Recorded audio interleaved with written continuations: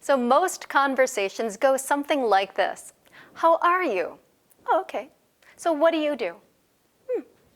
So where are you from? Oh, no, I've never been there. Have you ever been to this event before? Oh, no, okay. Oh, good. Well, I'm going to go grab a drink. It was nice to meet you.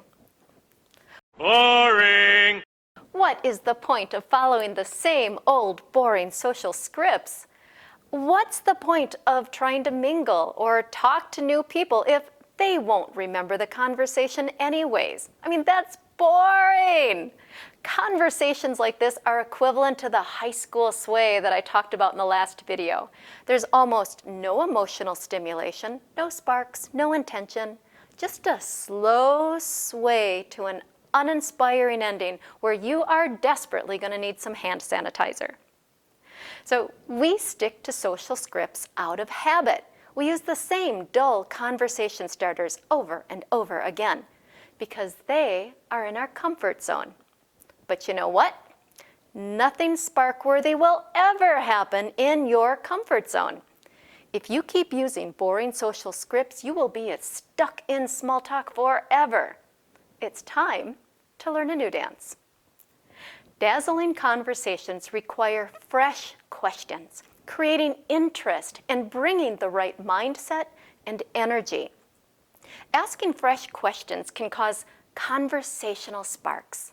These sparks ignite new ideas, introduce topics that we haven't thought about before, and they stimulate deeper conversations, which is what we want to get to, right? Who likes small talk? Fresh questions are novel, and research shows that novelty activates the area of our brain influenced by the hippocampus, which is the brain's learning and memory center. Want people to remember your name? Spark excitement and novelty. New ideas and topics give us that nice bump of dopamine, which makes us feel great. Dopamine also encourages us to seek even more rewards. So in other words, a little bit of fresh conversation encourages both people to want to go deeper on topics and explore more. Small talk becomes a thing of the past. Now, in a set of speed networking experiments involving Mercy Corps, Society for Information Management, Girls Inc., and the Science of People, over 300 participants were asked to test out conversation starters. Now, each conversation starter got one 3-minute round. At the end of 3 minutes, the participants rated the quality of the conversations produced. 1 for boring, 5 for stellar. Can you guess which 3 conversation starters were rated the highest? Here they are. So what's your story? How are you? What was the highlight of your day? So what do you do? Have anything exciting coming up in your life? What brings you here?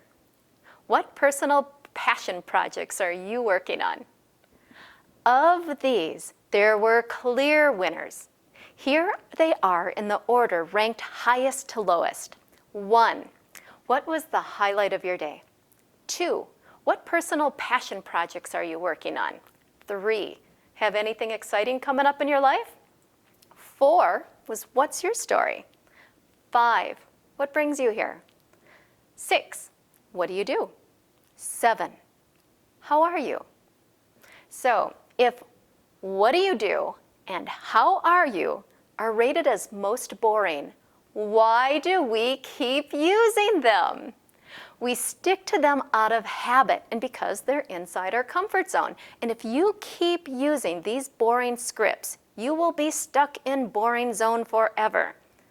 My personal favorites, 2 dazzling conversation starters I use almost every day are, what was the best part of your day so far? And what projects are you working on that you're passionate about? These are my 2 favorite questions because of the reactions they elicit. So here's what often happens when I ask someone, so what's been the highlight of your day? First they look, and then they look again, and then they smile. And then you can literally see them thinking. It's as if they're going through the database of their mind, reliving things through the day, trying to pull out something that was a highlight for them. And then they smile, and then they share it with me. And what I did was I just released dopamine in their brain. I was in a position to help them to remember something that was a highlight, and it made them feel good. And now the next time I come in or the next time I see them, they may not remember what we talked about, but dang it, they're going to remember how I made them feel. And to be quite honest, that is one of the highlights of my day as well. And when you ask about what projects they're working on that they're passionate about, be prepared to stay and listen for a while, because they are going to tell you in great detail. And it is going to be so worth listening to. You'll discover the most interesting things about people, and the conversations, they're going to go deep. As they talk about something they're passionate about, it releases dopamine into their system and they feel good. And again, there you are, the one who took interest and produced those feelings in them. People remember how you make them feel. You created a marker in their memories, and most likely in yours, because these kinds of conversations are interesting and memorable.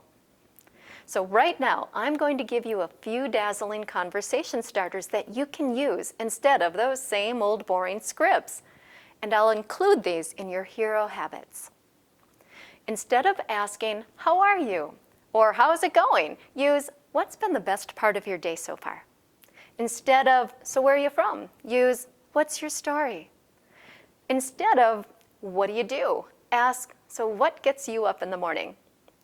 Instead of, "How's work?" ask, "What projects are you working on that you're passionate about?"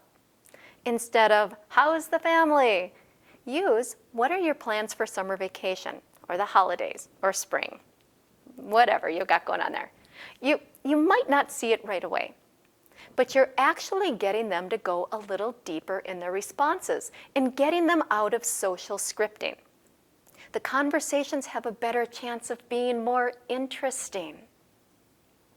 Now, I'd like to share this quote by Maya Angelou, who says, "Without courage, we cannot practice any other virtue. We can't be kind, true, merciful, generous, or honest."